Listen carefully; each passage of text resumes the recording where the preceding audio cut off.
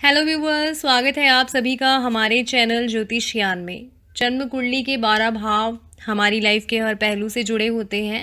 Health से जुड़ा सवाल हो या एजुकेशन हो, प्रोफेशन की बात हो, धन आने और खर्च होने की बात हो, मैरिज को लेके कोई सवाल हो या फैमिली लाइफ और आपसी रिश्तों से जुड़ी कोई समस्या हो, सबका सॉल्यूशन कुंडली के 12 भाव में मौजूद है, जिसे हम लग्न कुंडली कहते हैं। पर लग्न कुंडली को देखने के अलावा किसी भी प्रॉब्लम की गहराई में जाकर फलादेश करने के लिए कुंडली में कुछ ऐसे डिविजनल चार्ट्स भी होते हैं जिन्हें ज्योतिष में षोडश वर्ग कहते हैं। इनकी अपनी अपनी इंपॉर्टेंस होती है। लग्न चार्ट हमें किसी व्यक्ति की लाइफ की बेसिक इन्फॉर्मेशन देता है, तो डिविजनल चार्ट्स लाइफ के किसी इवेंट की डीप स्टडी करने में काम आते हैं। और जीवन के जिस पहलू के बारे में हमें जानना है, उस पहलू के डिविजनल चार्ट को पढ़े बिना जन्म कुंडली का विश्लेषण अधूरा होता है। इन्हीं डिविजनल चार्ट्स में सबसे इम्पॉर्टेंट चार्ट होता है D9 चार्ट, जिसे नवमांश कुंडली कहते हैं। ज्योतिष में इंटरेस्ट रखने वाले बहुत से लोगों ने नवमांश कुंडली के बारे में पढ़ा होगा, सुना होगा, पर बहुत कम लोग हैं जो नवमांश कुंडली की इम्पॉर्टेंस, इसे पढ़ना, इसे यूज़ करते हुए प्रिडिक्शन देना जानते हैं, इससे जुड़े फैक्ट्स के बारे में जानते हैं। सही मायने में लग्न कुंडली में दिखने वाला कोई ग्रह अपना फल देने में कितना पावरफुल है, उसका फल अच्छा होगा या बुरा होगा, इसका कंसिडरेशन बिना नवमांश कुंडली को देखे करना इम्पॉसिबल है। नॉर्मली नवमांश कुंडली लग्न कुंडली के 7th हाउस की डीप स्टडी यानी मैरिज और मैरिटल लाइफ के लिए देखी जाती है। पर एक्चुअल में लाइफ के किसी भी इवेंट को गहराई से समझने के लिए नवमांश चार्ट को पढ़ना ज़रूरी होता है। अब वो क्या कारण है कि नवमांश इतना खास माना गया है और किन किन सिचुएशन में ये लग्न कुंडली के फलों को बदल सकता है, नवमांश क्या होता है, इसकी पावर क्या है और क्यों ये इतना इम्पॉर्टेंट है, इसकी क्या क्या विशेषताएं हैं और क्या कुछ नवमांश से जाना और समझा जा सकता है, इन सब पॉइंट्स को हम आज की वीडियो में कवर करने वाले हैं। सो इस वीडियो को आप एंड तक ज़रूर देखिएगा। साथ ही जो भी व्यूवर्स चैनल पर नए हैं और डायरेक्ट आज की वीडियो देख रहे हैं, तो चैनल को सब्सक्राइब करने के साथ बेल आइकन को क्लिक ज़रूर कर दीजिए, ताकि आपको हमारी आने वाली इन्फॉर्मेटिव वीडियोस का नोटिफिकेशन और अपडेट्स मिलते रहें। चलिए समझते हैं कि ऐसी कौन कौन सी कंडीशंस होती हैं जिससे नवमांश कुंडली लग्न कुंडली से ज़्यादा इम्पॉर्टेंट होकर अपने फल देने लगती है। नवमांश कुंडली जन्म कुंडली की ताकत होती है। लग्न कुंडली में जहाँ हर भाव 30 डिग्री की राशि से तैयार होता है और लग्न 2 घंटे का होता है, पर नवमांश कुंडली उसी 30 डिग्री की राशि का 9वां हिस्सा होता है, जिसका हर भाव एक राशि में आने वाले नक्षत्र के 9 चरणों से तैयार होता है। 13 डिग्री 20 मिनट के नक्षत्र और 3 डिग्री 20 मिनट के चरण पर आधारित होने से नवमांश कुंडली लग्न कुंडली का एक सूक्ष्म विश्लेषण करते हुए एक सटीक और एक्यूरेट प्रिडिक्शन देने में काफ़ी हेल्पफुल हो जाती है। नवमांश और नक्षत्र की रिलेशन और उससे जुड़ी इन्फॉर्मेशन हम अपनी पिछली वीडियोस में दे चुके हैं, और अगर आप उन वीडियोस को देखेंगे तो आपको आज की वीडियो भी इंटरेस्टिंग लगेगी। अब बात आती है कि लग्न कुंडली देखते हुए नवमांश कुंडली को कैसे एनालिसिस किया जाता है और वो कौन से फैक्ट हैं जिससे लग्न और नवमांश का रिलेशन गहरा हो जाता है। ऐसे बहुत सी कंडीशंस और नियम होते हैं जिससे लग्न कुंडली से ज़्यादा नवमांश कुंडली पावरफुल होकर अपनी ग्रह दशाओं से व्यक्ति की लाइफ को इम्पैक्ट करती है। नवमांश कुंडली देखने के लिए इसका लग्न भाव और लग्न लॉर्ड देखा जाता है, क्योंकि किसी भी कुंडली की फाउंडेशन उसका लग्न और लग्न भाव का स्वामी ग्रह होता है। इसलिए नवमांशा में भी लग्न और लग्नेश की शुभ और मजबूत स्थिति होना जरूरी है। यदि लग्न कुंडली के लग्न लग्नेश से अधिक नवमांश कुंडली का लग्न और नवमांश लग्नेश स्ट्रांग हो, तो व्यक्ति के जीवन पर पड़ने वाले अच्छे बुरे प्रभाव, उससे जुड़े फल नवमांश कुंडली से मिलते हैं। साथ ही अगर लग्न कुंडली में ग्रहों के कमजोर होने पर वही ग्रह अगर नवमांश कुंडली में स्ट्रांग हो जाए तो नवमांश कुंडली के अनुसार जीवन चलता है। इस तरह लग्न में कोई ग्रह अशुभ स्थिति में है और नवमांश में शुभ स्थिति में हो तो वह ग्रह शुभ फल देता है। वैसे तो लग्न कुंडली के 7वें भाव का डीप एनालिसिस नवमांश कुंडली है, इसलिए ज़्यादातर नवमांश कुंडली को marriage life partner, marital life के बारे में समझने के लिए देखा जाता है। पर इसके साथ साथ संतान प्राप्ति हो या उसकी टाइमिंग को देखना हो, बिजनेस, करियर, एजुकेशन कैसा रहेगा, भाग्य कितना साथ देगा, इन सबको भी नवमांश कुंडली देखकर पता किया जाता है। यानी नेटल चार्ट लग्न कुंडली की तरह कई विषयों को नवमांश कुंडली यानी D9 चार्ट से देखा जा सकता है। लग्न कुंडली में स्थित ग्रह कितने शुभ और बली होंगे, वो अपने फल कैसे देंगे, इसकी पूरी इन्फॉर्मेशन नवमांश कुंडली देती है। अब जैसे लग्न कुंडली के 7वें भाव के फल को समझना है और ये जानना है कि मैरिज कब होगी, तो इसके लिए गुरु की नवमांश में गोचर स्थिति को देखना होगा। नवमांश लग्न और लग्नेश की रीडिंग के साथ 7th हाउस उसके लॉर्ड की शुभ स्थिति देखी जाएगी। नवमांश में शादी के कारग्रह गुरु शुक्र की शुभ स्थिति भी देखी जाएगी और गुरु और शुक्र का नवमांश कुंडली के 7वें भाव से संबंध वैवाहिक जीवन के लिए, मैरिटल लाइफ के लिए शुभ होता है। जैसे लग्न कुंडली में 7वां घर और 7वें घर का स्वामी और विवाह कारग्रह गुरु और शुक्र अच्छी प्लेसमेंट में ना हो और विवाह योग भी ना हो, लेकिन नवमांश कुंडली में सारे भाव और ग्रह अच्छी प्लेसमेंट में हो तो मैरिज और मैरिटल लाइफ की खुशियां मिलती ही हैं। फिर भले ही लग्न कुंडली में विवाह योग सही ना हो, पर नवमांश कुंडली में सही होने पर नवमांश के अकॉर्डिंग मैरिटल लाइफ अच्छी चलती है। और जब नवमांश कुंडली के हिसाब से मैरिटल लाइफ चलती है तो नॉर्मल लाइफ भी नवमांश के हिसाब से हो जाती है। जैसे कुछ लोगों का मैरिज के बाद तरक्की जो होती है, शादी के बाद जो भाग्योदय होता है, लाइफ अच्छी हो जाती है, तो वो सब यही नवमांश और लग्न कुंडली के बीच वीक और स्ट्रॉन्ग प्लेनेटरी पोजीशन के होने पर लागू होता है।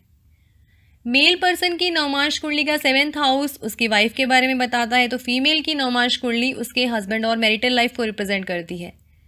किसी मेल को एक फीमेल और फीमेल को मेल से मैरिटल लाइफ में कितना सपोर्ट मिलेगा, मैरिज सक्सेसफुल रहेगी या नहीं, इसको भी नवमांश चार्ट के अलग अलग भाव के कारकत्व से समझा जाता है।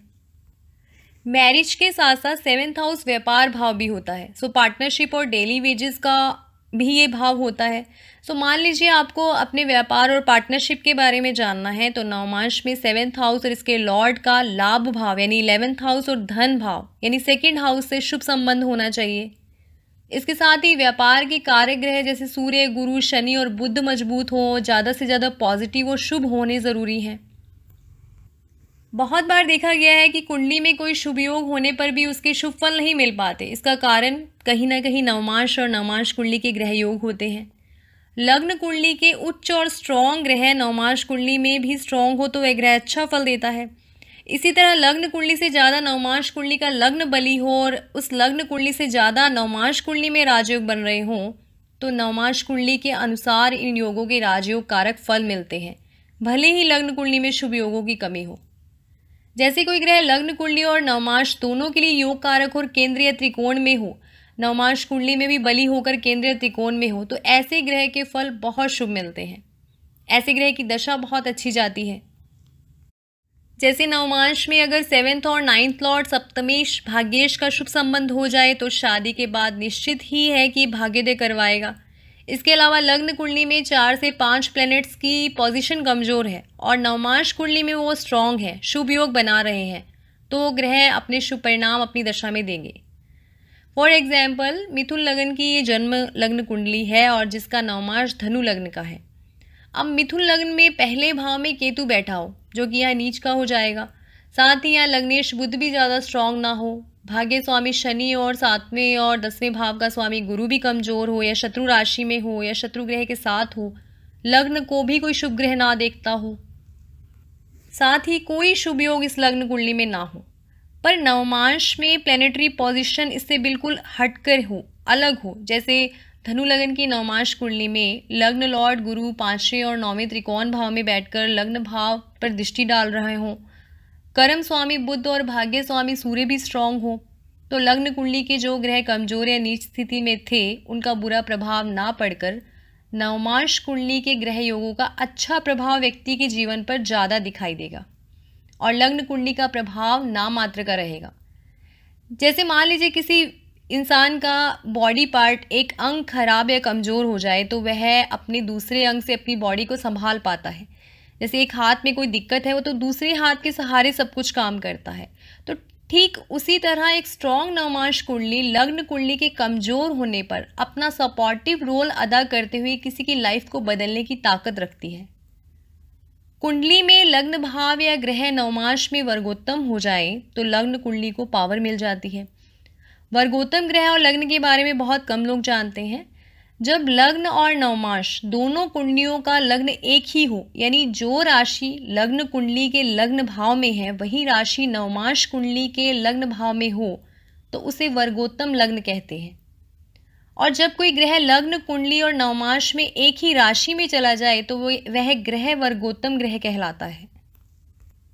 और लग्न और नवमांश लग्न वर्गोत्तम हो जाए तो ऐसे व्यक्ति फिजिकली और मेंटली बहुत स्ट्रांग होते हैं। वर्गोत्तम लग्न और वर्गोत्तम ग्रह बहुत शुभ माने गए हैं। अगर ग्रह शुभ राशियों में वर्गोत्तम हो तो आसानी से शुभ फल देता है, लेकिन क्रूर राशियों में वर्गोत्तम ग्रह कुछ संघर्ष करा सकता है। जैसे लग्न कुंडली में जब कोई ग्रह सूर्य, शनि, मंगल जैसे क्रूर या पापी ग्रह की राशि सिंह, कुंभ, मकर, मेष, वृश्चिक राशि में वर्गोत्तम हो तो ऐसा ग्रह संघर्ष के साथ शुभ फल देता है। पर ग्रह किसी शुभ ग्रह गुरु, शुक्र या बुध और चंद्र की राशि में वर्गोत्तम हो तो आसानी से शुभ फल देता है, क्योंकि शुभ ग्रह की राशि में ग्रह को पूरी तरह से शुभता और सौम्यता मिलती है। और क्रूर यानी पापी ग्रह की राशि में वर्गोत्तम ग्रह पर पाप प्रभाव आ जाने से वह ग्रह संघर्ष से फल देता है, स्ट्रगल करवाता है। जैसे सूर्य लग्न कुंडली में अगर धनु राशि में हो और नवमांश कुंडली में भी धनु राशि में हो तो सूर्य वर्गोत्तम होगा। धनु राशि सूर्य की मित्र ग्रह और शुभ ग्रह गुरु की राशि है, तो इसमें वर्गोत्तम सूर्य अति शुभ फल देगा। नवमांश का प्रभाव इतना होता है कि कोई ग्रह लग्न कुंडली में पीड़ित होकर कमजोर हो, अशुभ स्थिति में हो, बहुत ज़्यादा पाप, क्रूर, अशुभ ग्रहों के प्रभाव में हो, लेकिन नवमांश कुंडली में वह ग्रह शुभ ग्रहों के प्रभाव में हो, शुभ भाव का स्वामी होकर शुभ भाव में हो, मित्र राशि में हो, स्वराशि या उच्च राशि में हो, तो ऐसा ग्रह नवमांश कुंडली में शुभ होकर शुभ फल करता है, वो अशुभ फल नहीं देता।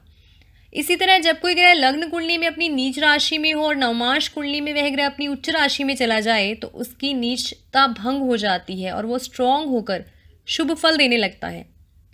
जैसे मान लीजिए किसी व्यक्ति की लग्न कुंडली में चंद्र और गुरु का शुभ योग गजकेसरी योग बन रहा है, पर नवमांश में चंद्र गुरु दोनों नीच राशि के हो गए या दोनों में से कोई एक नीच राशि में चला गया या पाप ग्रहों से पीड़ित हो गया, अशुभ प्रभाव में आ गया, तो लग्न कुंडली में बनने वाला गज केसरी योग कभी शुभ फल नहीं दे पाएगा, क्योंकि चंद्र और गुरु दोनों की जो प्लेसमेंट है वो नवमांश कुंडली में अशुभ हो गई है। ऐसे ही लग्न कुंडली में कोई ग्रह अशुभ योग में होने पर भी ज़्यादा अशुभ फल नहीं देता, क्योंकि नवमांश कुंडली में ऐसा ग्रह कोई शुभ योग बना ले तो ऐसी स्थिति में वो है अशुभ परिणामों में कमी कर देता है। जैसे चंद्र राहु युति से लग्न कुंडली में ग्रहण योग बने, लेकिन नवमांश कुंडली में चंद्र गुरु के साथ बैठकर गजकेसरी योग में हो और किसी अन्य पाप ग्रह का प्रभाव ना हो, तब लग्न कुंडली में बनने वाला ऐसा चंद्र ग्रहण योग अशुभ फल नहीं दे पाएगा। और अगर कोई ग्रह लग्न और नवमांश कुंडली दोनों में योग कार्य के शुभ भावेश होकर स्ट्रॉन्ग प्लेसमेंट में है तो ऐसे ग्रह के फल बहुत सुखद होंगे, बहुत अच्छे फल मिलेंगे। किसी व्यक्ति के नेचर और मेंटल लेवल को चंद्रमा और चंद्र राशि से देखते हैं। अब वहीं चंद्रमा अगर लग्न कुंडली से ज़्यादा नवमांश में स्ट्रांग हो और चंद्रमा जिस राशि में है वह राशि स्वामी लग्न कुंडली से ज़्यादा नवमांश में पावरफुल हो, तो उस व्यक्ति का नेचर नवमांश के हिसाब से हुआ, यानी व्यक्ति के मन पर नवमांश कुंडली के चंद्रमा की पोजीशन का प्रभाव ज़्यादा पड़ेगा। ज़्यादातर ग्रह लग्न कुंडली में सूर्य के ज़्यादा पास होने से अस्त हो जाते हैं, जिस कारण वह अशुभ और कमज़ोर हो जाते हैं। लेकिन जो ग्रह सूर्य के आसपास बैठकर लग्न कुंडली में अस्त हुआ है, यदि वह नवमांश कुंडली में सूर्य से लगभग 120 डिग्री की दूरी पर हो, यानी सूर्य नवमांश कुंडली में जहां बैठा है वहां से कम 4 घर आगे लग्न कुंडली का अस्त ग्रह बैठा हो या इससे ज़्यादा दूरी पर हो, तो नवमांश कुंडली में सूर्य से दूर होने पर वह अस्त ग्रह भी अपने शुभ फल देने लगता है। लग्न कुंडली में बैठा कोई ग्रह शुभ राशि में सौम्य ग्रह हो या शुभ ग्रह के प्रभाव में हो और नवमांश कुंडली में ऐसा ग्रह पाप क्रूर ग्रह की राशि में हो तो उस ग्रह के स्वभाव में क्रूरता आ जाएगी। वहीं अगर लग्न कुंडली का क्रूर ग्रह सौम्य नवमांश में चला जाए तो इन पापी क्रूर ग्रहों के पापत्व और क्रूर स्वभाव में भी कमी आ जाएगी। इस तरह नवमांश कुंडली में ग्रहों के शुभ अशुभ होने की कई स्थितियां होती हैं, इसलिए जब भी जन्म कुंडली में किसी ग्रह के फल देखे जाएं तो नवमांश कुंडली में उस ग्रह योग इन सब को जरूर देखना चाहिए। तभी ठीक तरह से ग्रहों के फल देने की ताकत, उनकी पावर और जीवन के सभी पहलुओं को ठीक से जाना जा सकता है। और बिना नवमांश कुंडली के केवल लग्न कुंडली देखकर की गई भविष्यवाणी गलत हो सकती है। आई होप आपको आज का ये वीडियो अच्छा लगा होगा, इन्फॉर्मेटिव लगी होगी ये वीडियो आपको। If you have any query और any question then do comment. If you like this video then share it with your family and friends. For daily astrological updates and remedies follow us with our Facebook page Jyotish Gyan. For horoscope analysis and call consultation, join our Telegram group Jyotish Gyan or connect on website futurestudyonline.com. And if you want to consult through video conference then mail us on our Gmail ID. ये सारे links आपको description box में मिल जाएंगे. सो मिलते हैं अपनी next video के साथ। धन्यवाद।